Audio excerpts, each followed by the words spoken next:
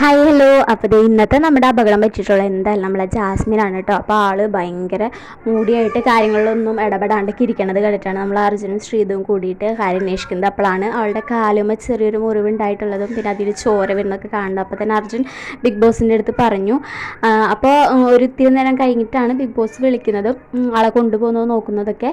ഇപ്പോൾ കുഴപ്പമൊന്നും കാര്യങ്ങളൊന്നും ഇല്ല, ഓക്കെയാണ്. എനിക്ക് തോന്നുന്നു നമ്മളെ ഒരു ടാസ്ക് നടന്നിട്ടുണ്ടായിരുന്നു, ക്വാളിറ്റി ഒക്കെ ചെക്ക് ചെയ്യുന്ന വസ്ത്രങ്ങളൊക്കെ അലക്കി ഇതാക്കുന്ന ഒരു ഗെയിമിൻ്റെ ഇടയ്ക്കാണ് ജാസ്മിൻ ഇങ്ങനെ സംഭവിച്ചിട്ടുള്ളത്.